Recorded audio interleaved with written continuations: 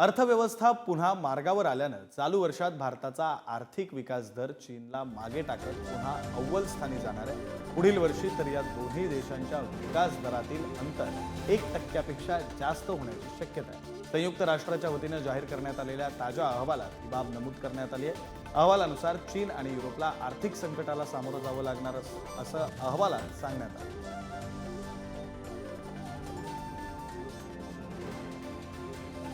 चीनपेक्षा तेजीनं भारताची अर्थव्यवस्था ही येत्या आर्थिक वर्षात वाढणार आहे। संयुक्त राष्ट्राच्या अहवालातून ही माहिती समोर आली। संयुक्त राष्ट्रानं नुकताच अहवाल प्रसिद्ध केला आणि त्याच्यानुसार 2025 मध्ये खरं तर जगाला आर्थिक मंदीच्या संकटाला सामोरं जावं लागू शकतं। मात्र भारताची परिस्थिती तुलनेमध्ये जास्त आशादायी असणार आहे असं सुद्धा या अहवालामध्ये नमूद करण्यात आले। अशी शक्यता वर्तवण्यात आली। संयुक्त राष्ट्राच्या अहवालातून ही माहिती समोर आली। चीनपेक्षा तेजीनं भारतीय अर्थव्यवस्था ही वाढणार आहे। चीन आणि युरोपला आर्थिक संकटाला सामोरं जावं लागेल।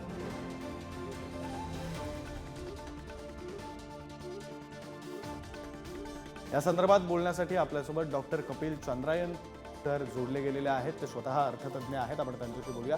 कपिल सर, यंदाच्या विकास दरापेक्षा पुढचा विकास दर येत्या वर्षाचा विकास दर हा वाढलेला असणार आहे। सोबतच असं सुद्धा या अहवालामध्ये म्हणण्यात आलेलं आहे की जगभरात आर्थिक मंदीचं जरी संकट आपण वर्तवत असलो तरी तुलनेनं भारताची परिस्थिती ही आशादायक असेल, त्यापेक्षा बरी असेल। हो, निश्चितच।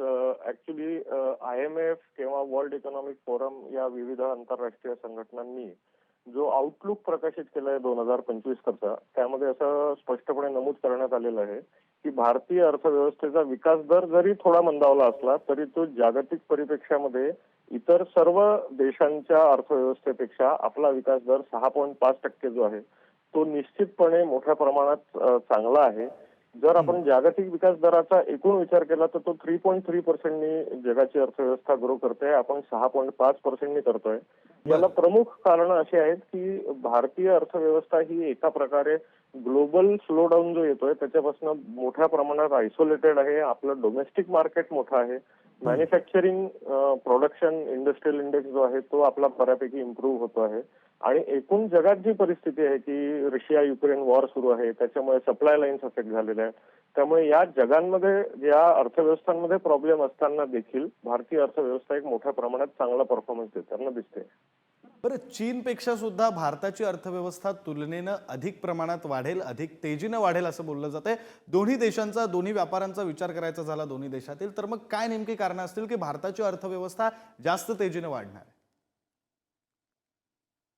याच्यामध्ये प्रमुख एक विषय असा आहे की चायनामध्ये जे एक मॅन्युफॅक्चरिंग हब होतं ते आता चायनाच्या बाहेर शिफ्ट होताना आपल्याला दिसतंय। म्हणजे मोबाईल मॅन्युफॅक्चरिंग असेल किंवा इतर इलेक्ट्रॉनिक्स किंवा इतर इंडस्ट्रीज असतील, तर जे मॅन्युफॅक्चरिंग विच वॉज म्हणजे लाईफलाईन ऑफ चायनाज इकॉनॉमी, ती मोठ्या प्रमाणात चायनाच्या बाहेर शिफ्ट होताना आपल्याला दिसते आहे।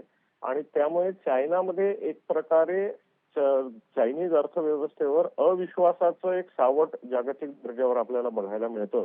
आणि त्या अविश्वासातनं, लॅक ऑफ कॉन्फिडन्स मधनं उद्योग बाहेर पडतात आहे आणि त्याचा परिणाम देखील चायनीज अर्थव्यवस्थेवर आहे। मोठ्या प्रमाणात चायनामध्ये जे रिअल इस्टेट क्रायसिस आहे, त्यांचं कन्स्ट्रक्शन सेक्टर जे एकदम डाऊन झालेलं आहे, त्याचा देखील चायनीज अर्थव्यवस्थेवर परिणाम विपरीत दृष्टीने होतो आहे। आणि त्याचा याच सगळ्या सेक्टर्सचा उलट फायदा भारताला होताना आपल्याला दिसतो। बरं, धन्यवाद कपिल सर, तुम्ही सविस्तर बातचीत पुढारी न्यूजशी केली त्याबद्दल।